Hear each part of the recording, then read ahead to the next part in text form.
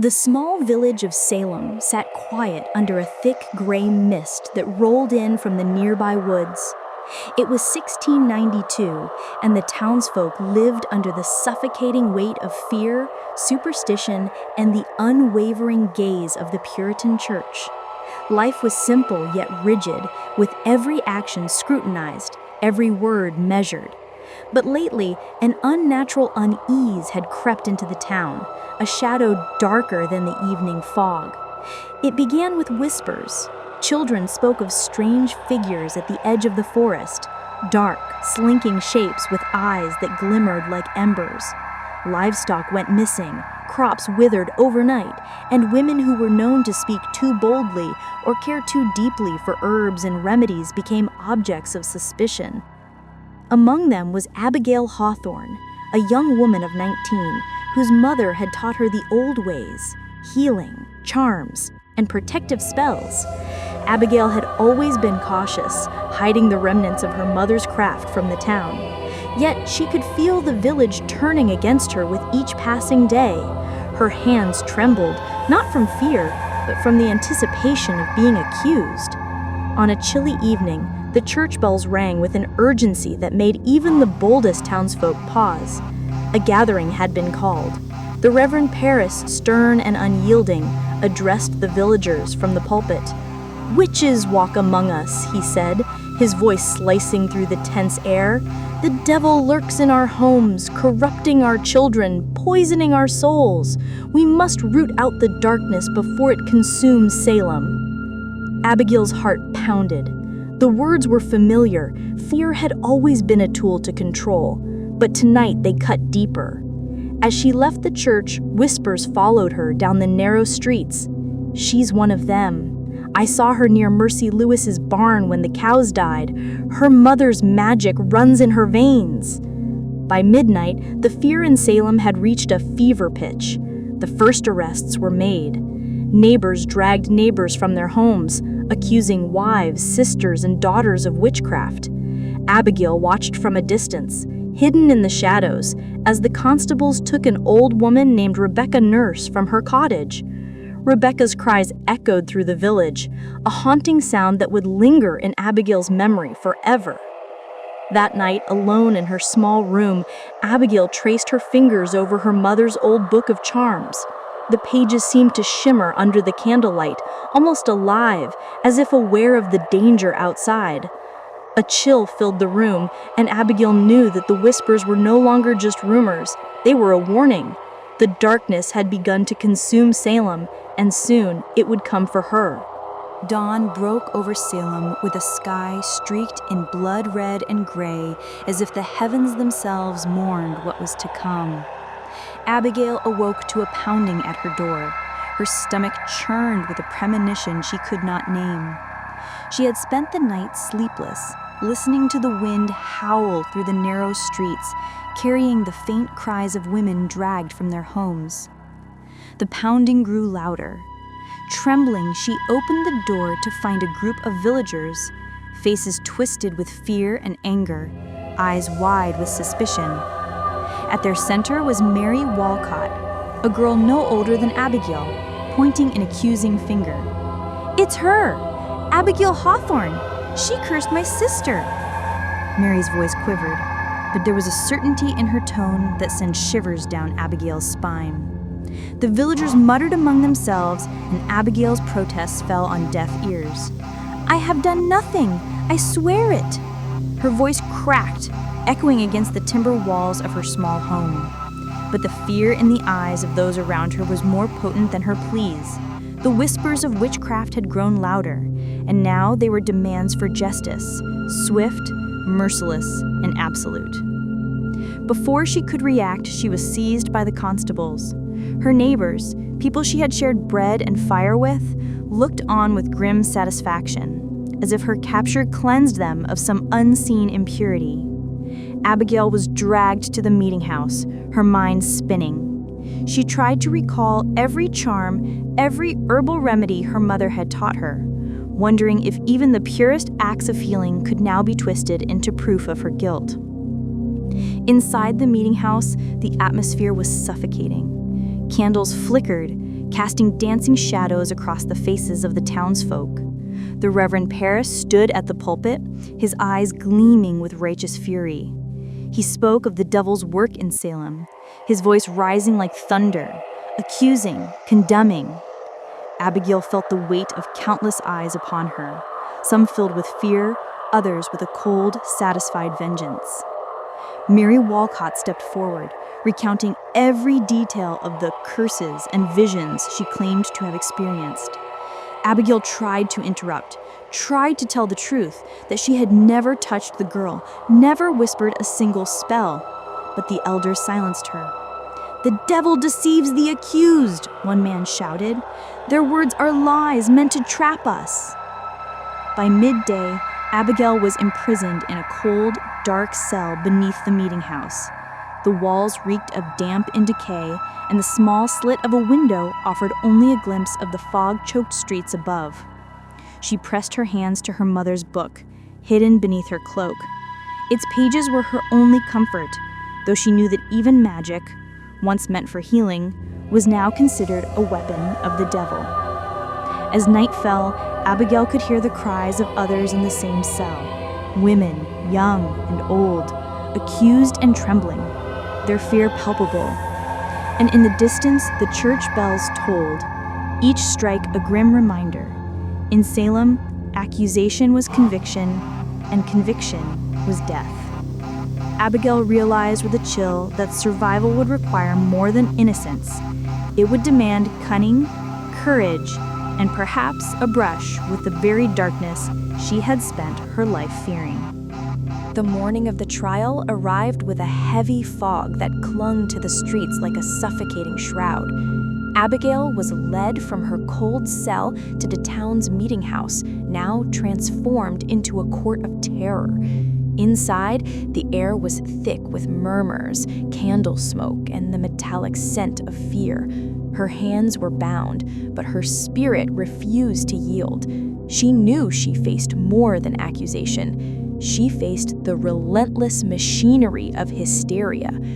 The courtroom was a sea of accusing eyes.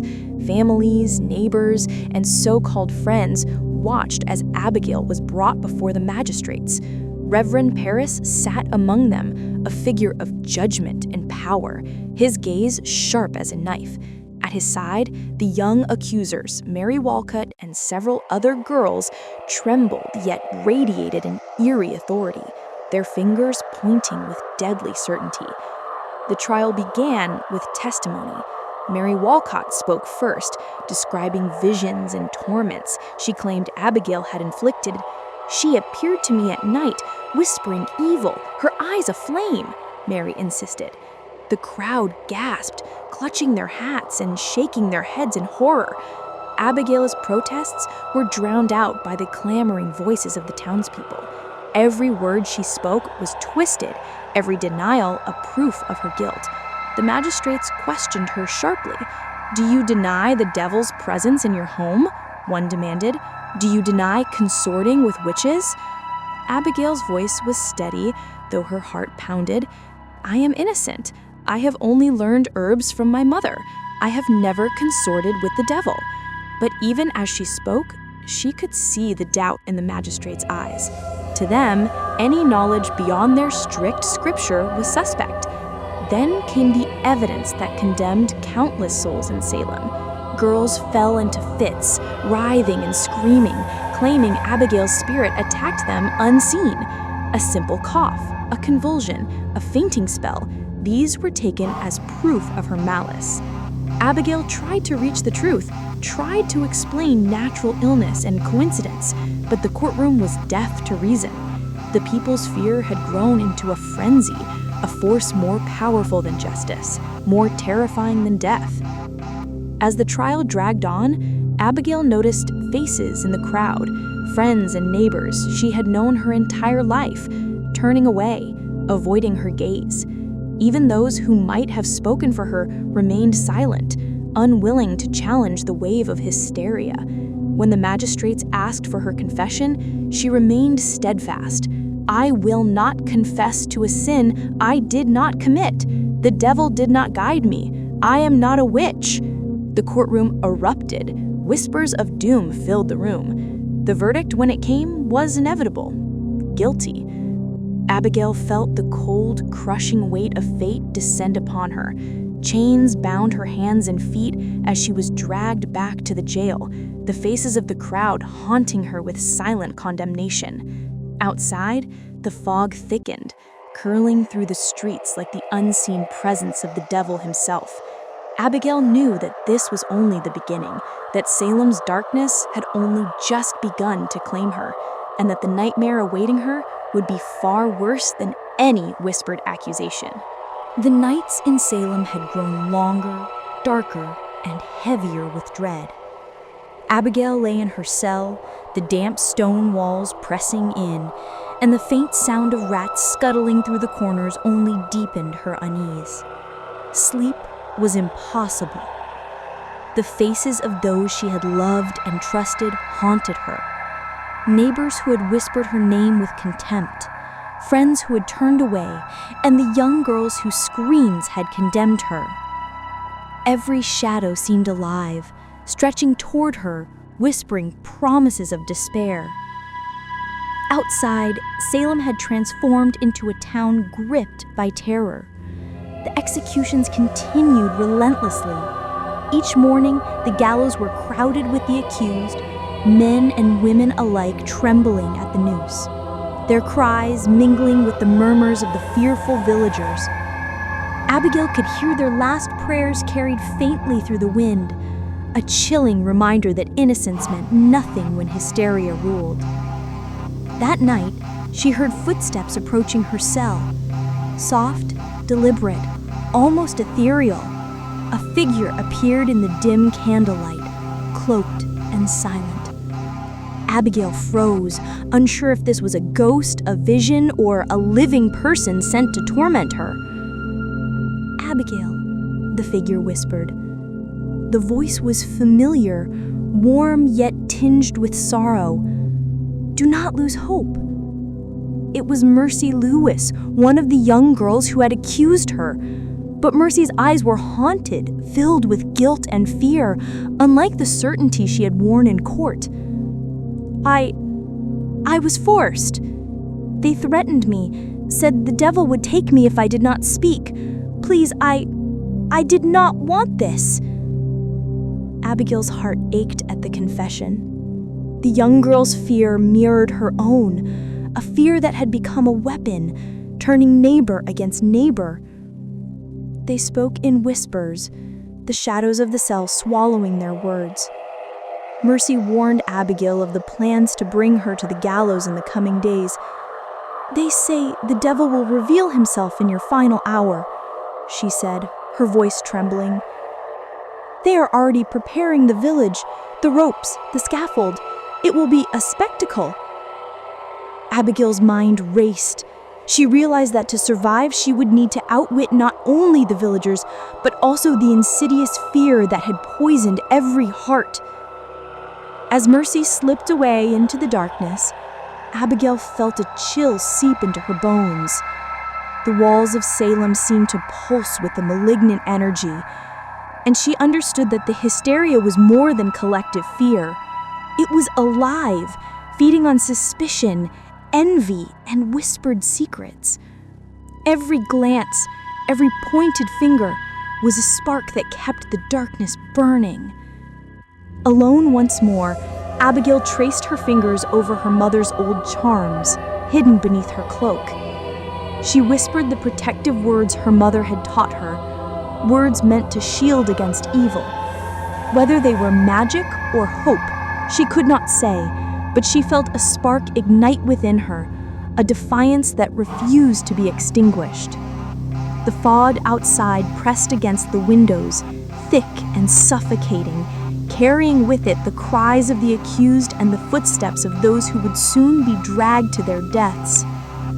Abigail understood now that Salem itself had become a living entity of terror, and she, though small and frightened, would have to face the full weight of its darkness. Survival meant more than defiance. It meant confronting the shadows that had taken the hearts and minds of the people she once called neighbors. The day of Abigail's execution arrived with a sky smeared in bruised purples and grays, the sun struggling to pierce through the heavy fog. The town of Salem had gathered once more, a sea of expectant faces filled with fear, anger, and morbid fascination. Abigail walked toward the gallows, chains biting into her wrists, her heart pounding like the drum of some relentless, unseen force. As she stepped onto the scaffold, the crowd fell silent. Reverend Parris, his voice booming with righteous fury, recited the charges: witchcraft, consorting with the devil and bringing harm to the town of Salem. Abigail lifted her chin, meeting the eyes of the magistrates, the villagers, even the children who had accused her.